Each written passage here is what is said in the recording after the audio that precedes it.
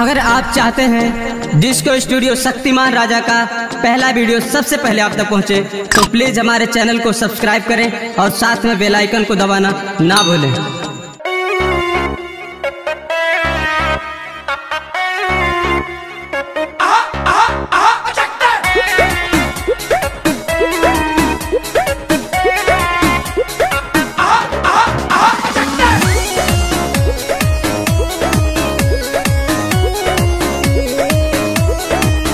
हम नहैले रहनी सखी साया खींच के, हम नहैले रहनी सखी साया खींच के, सैया नसल बराते डोरी खींच के।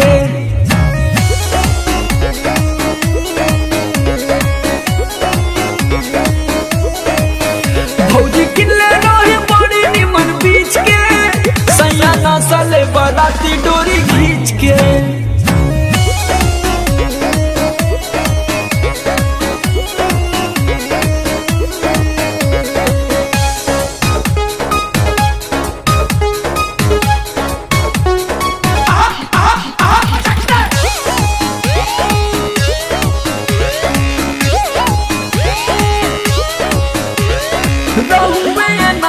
में बहुत धधाइल लागत रहुए ऐसन बानी पहला बेर भेटाइल।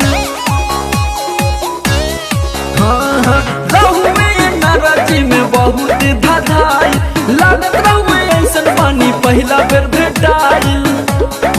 जवानी गईले अपना पंपिंग सेट से सींच के, जवानी गईले अपना पंपिंग सेट से सींच के, सैया नसल बराती डोरी खींच के।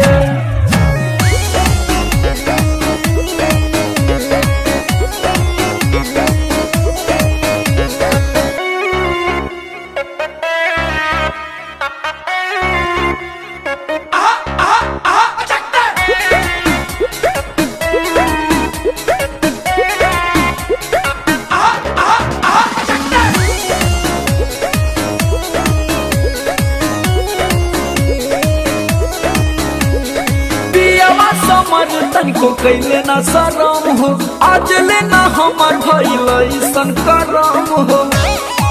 उ सब पवन बाबा के देन है। पियावा समर तनिको कैले ना शरम हो, आज लेना हमार भइल ऐसन करम हो।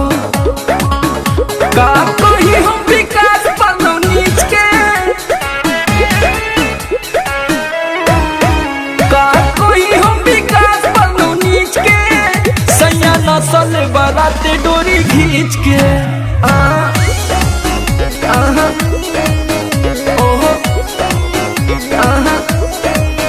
भौजी किल्ले रहे बड़ी निमन बीच के, सैया नसल बराती डोरी